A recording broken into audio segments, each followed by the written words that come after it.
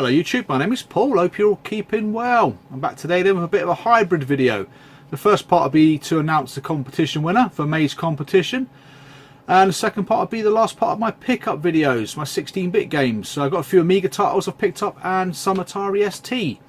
So what I'll do, the usual, is I'll shout out the 22 names who entered my competition. And thank you very much for doing so. So the following people entered last month: Robert McClellan, I think it's a new entry.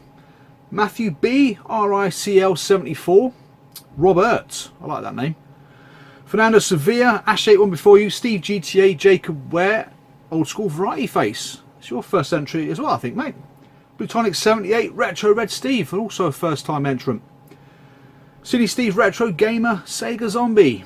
To UK, David Retro Games played badly, Birdsall. Nintendo Arcade SNES Tastic, Retro Man Gave, it's the first time he's entered the competition as well. King Arthur, without further ado, Retro, Amiga Old School and Cool Coyote. Coyote, not Coyote. I was corrected on that by someone who lives in New Zealand. How embarrassing. Coyote. But anyway, so without further ado, let's see who won the bloody competition.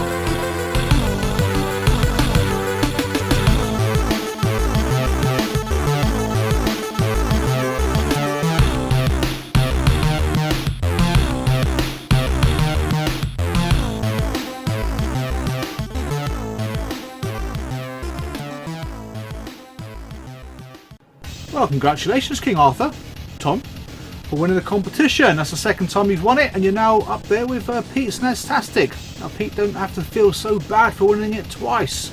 And thank you very much for the 22 of you for taking part, and I will bring the competition back once the summer's out of the way. So yeah, let's crack on with these pickups.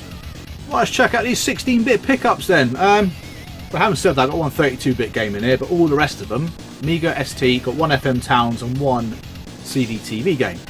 A lot of these are opportunistic pickups, and it's part of the reason why I'm not picking much up at the moment, because I keep doing this bloody, if I see a bargain I'll pick it up. I don't really want half this stuff, but I got it. But I do have a Psygnosis game, which I definitely want, which is only leaves me now with 2 games left to complete a full Psygnosis set on the Amiga, and I think I've got my Last Ocean Software game as well. Billy the Kid, like I said, never got released anyway, and I'm missing a variant of European Champions, which is called Reti 2, which is an Italian release. I'm obviously missing the compilations, but that's no great shakes, is it? And on the ST I've got a few games. I've got a pair of baps to show you, and they're not mine. And yeah, some quite tasty titles in here, so let's crack on, shall we? So the first one I got is Bubble Bubble. This is the FM Towns release. So it just comes with the dual case instructions and the disc. Obviously it's missing the big case. I would like to do some more spotlight videos on the FM Towns, and I want to do the spotlight videos using the proper hardware. So what I'll do is set up a camera in front of the TV and play it that way, as opposed to doing it the way I've been doing it. Just makes it feel a bit more, well, realistic, I suppose. So that's Bubble Bubble. Next up is a game for the CDTV. Now this game I've had before, and generally finding CDTV games in really good conditions bloody hard. This game is Prehistoric. It certainly is prehistoric, but it's called Prehistoric. It comes with its, obviously its manual and disc and back inlay. But yeah, lovely condition. The disc is in mint condition. Really pleased to get it. I think it cost me about £100 after I paid the import taxes. Again, from the USA, this one. Seems to be a lot more CDTV games in the USA than there are in the UK, so if you do collect for this system, pop over there from time to time. But again, a very obscure system and bloody expensive for the games. Right, next up then is a game which is an arcade conversion. Again, one of those opportunistic pickups. Only cost me about £5 I think. And that's LED Storm or LED Storm, which is not a particularly great conversion to be honest. It's in very nice condition. Bit of sticker at the top there. Bit of stickerage I should say. I can probably get it off quite easily. Just comes with the usual bump. Instructions, little pamphlet and a couple of discs. Unfortunately I can't get it to work. It might be because my Atari ST has 1 meg of RAM, so it may be incompatible. Maybe talking out of my arse, but I can't get it to load. It kind of gets into the second disc, a load of bombs come up and then it just lists loads of like memory slots, so I guess it might be to do with that. Next up is a game I've been after for ages on multiple different formats. Just doesn't seem to come up very often. That's Arkanoid. Again in lovely condition. I picked this one up from Germany. I think it was about either 20 or 30 quid, I can't remember to be honest. But it's a little ingenious thing I never really thought about doing before. When you've got discs in these, especially thin type cases, it's worth putting an elastic band around them. I never even thought of that, but when you put the elastic band around the disc and stick it back in the old case, it don't rattle around. How cool is that? But again, not a particularly, well, it's a good game if you like that sort of game. I just don't like those bat and ball games. Now this one, I couldn't keep my eyes off for a little while. Yeah, Barbarian 2. Now this was a bargain. I think this was like 10 quid. Buy it now. Again, I picked it up. One for well, if you're into that sort of thing. There's Wolfman there. But yeah, lovely. Really nice condition. And of course, the poster. Now, it's exactly the same as what the artwork is on the front of the box anyway. If I can get it out, look at that. But yeah, nice to have the game. I can't stand the game to be honest. I think it's bloody crap, but that poster alone is worth 10 quid. Obviously, you get some other bits and bobs in there. It comes on 3 discs. As we all know, the Atari ST had a smaller disc capacity and tended to always have an extra disc over its Amiga counterpart. But you can see what I mean, opportunistic definitely, because these 3 games I've shown you so far I wouldn't play in a million years, so not my cup of tea whatsoever for the Atari ST. Right, let's go over to the Amiga. So this game, Head Over Heels, only came out on the 16 bits under the Hit Squad label. Didn't come out as a full price release. Now the Amiga also has Rambo 3, which came out just like this and didn't come out in a big box. Correct me if I'm wrong, I hope I'm wrong, but I've never seen it. Unfortunately, no instructions. So this counts towards the Ocean Collection because it's the only way that game actually came out. Another game I got is Thunderblade. I used to have this on the Spectrum back in the day. Very slow conversion, but it was a pretty demanding arcade machine if I remember rightly back in the day. But again, it's in lovely condition. Unfortunately, it doesn't work. There's a particular seller on eBay who sells loads of Amiga stuff, but I think at the moment his success rate of games that work that I buy from him are slim, so I can't be bothered to buy from him anymore. I can't be asked to send it back. If I find a couple of discs, I'll just chuck them in. But yeah, he must have tested these like 10 years ago and then stuck him in some kind of flipping shack or something and then don't work anymore. Which is a shame. Right. Next up is the Ocean game I was on about. So I picked this up a while ago as part of a bundle. Space Gun. Unfortunately, it's not in the nicest of conditions. It's got a bit of sun fading on the back there. It's got a bit of sun fading on the front as well. You can probably see it on the bottom there. But it took me ages to get this, and the whole bundle only cost me about 15 quid, I think. So again, it's got a bit of tear in the corner, which is quite common with these old games. It comes with a disc and manual. So yeah, this is my last Ocean game, as far as I'm aware. Not a particularly great game. Bit of an Operation Wolf style game. I've done a spotlight video on it for the Commodore 64 cartridge version, but yeah, it's okay. Nothing special. Right, next up, this is a swap out because this came with the same bundle as Space Gun and Head Over Heels. And that's WizKid. Never played it. This is a sequel to Wizball. But I've already got it anyway, but not in this condition. This is in lovely condition to be honest, so I'll be swapping this one out. Right, so that's those 2 Ocean games. Next 5 games are quite interesting. Next 5 games are quite expensive too. There's one more ST game there that I've been after for absolutely ages. It's a game I've been after since I remember seeing a review of it in Sinclair User. There's a strange game, long box game, a bit like the Psygnosis long boxes, but I've only got the box and the contents and not the disc. But for the price I paid, I don't care. So, this cost me 15 quid. Colditz, or Escape from Colditz. I've never played it, I've got no idea what you do.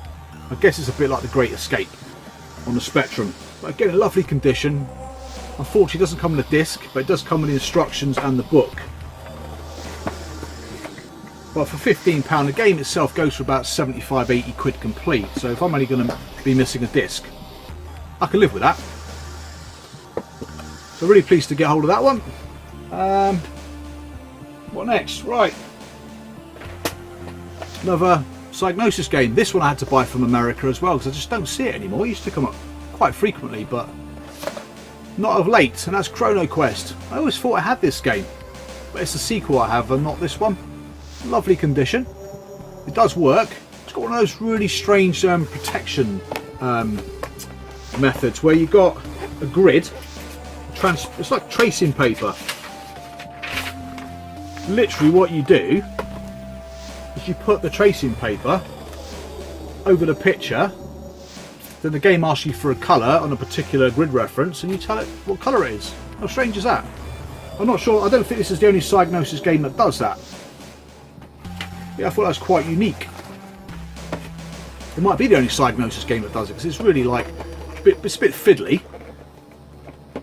It took me 3 attempts to get into the game anyway. But yeah, lovely condition. I think this one set me back about 40, maybe 50 quid. I'm not sure if old Donald Trump's tariffs already hit flipping games, but this one cost me £20 in tax and about £30 to buy, so fuck knows what happened there. So I'm not sure if the guy who sent it to me put the wrong value on it or what, I don't know, but it cost me a fortune in tax. It's normally about 20%, that's ridiculous. This is a bit of an anomaly, couldn't get out of my flipping mouth then. That is the only way you can play Army Moves on the Amiga. I didn't know that. Army Moves was released on every other format. I think I got it on the Amstrad and the Atari ST, but to play it on the Amiga was via CU Amiga magazine disc. Only cost me about 50p, but yeah, so if you didn't know that, now you do. Well, the next one, again, another opportunistic purchase. I'm not really into this series at all. It's kind of like, goes way above me. And that's Ultima 3, Exodus. I've had number 5 quite a few times. This one is really difficult to get hold of. I think this one cost me 90 quid. But I've normally seen them go in worse condition than this for I'll have old Phil correcting my English in a minute. Yeah, there's a map, cloth map and a load of books and a disc. Worse, what the hell's that all about? But anyway, again, like I said, an opportunistic buy. I would not normally buy this sort of stuff. But it's a lovely condition and really difficult to get hold of. 2 more left. Now the next one's a shooter. I've been after for the Amiga version for absolutely ages. I got it on the ST a little while ago, and CD Steve managed to find himself a floppy disk. Now this came up again in Germany. Flying Shark. Now surprisingly, or not surprisingly, whichever way you look at it, it's identical to the Atari ST version, and I have both, so I've now got a bit of a dilemma. Do I keep the one I used to play on as a kid, which is on the ST, or the Amiga one? I haven't decided yet. I don't like letting things go, to be completely honest, but you've got to be a bit rational sometimes. I think, actually, do I need both versions that are identical in every single way, except for the sound? But yeah, it's in lovely condition. It does work. Have played it for a bit. It's nice to get games from a collector who does actually look after their stuff. So yeah, really nice. And the last game is a game again I got from abroad. This is the US release of this game. I remember first seeing it in Sinclair User back in the day, and it was like a really early version of The Sims. It's a bit of a sandbox game, but the game is The Little Computer People. Again, this cost me about, well, it's just over 100 quid by the time you put tax on again. Might have been about 115 quid or something, but I've been after this for absolutely ages. But the condition of it, though, is absolutely impeccable.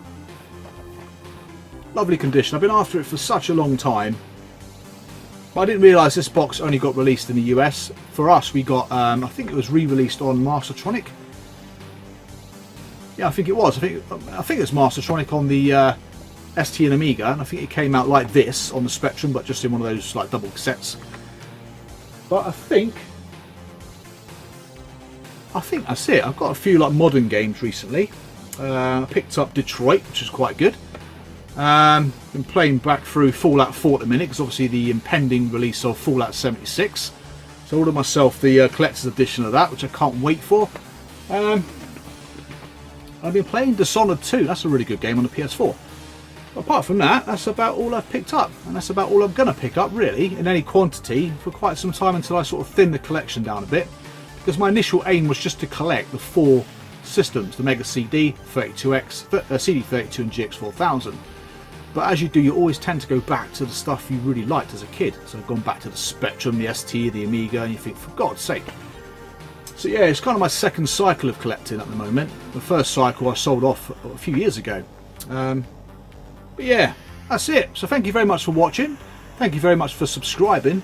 And please share this video if you can. I don't get enough shares, I don't think, on my videos. So if you can, please do that, because that would really help my, well, view count. So thank you very much, and I'll see you again real soon. Take care, and bye for now.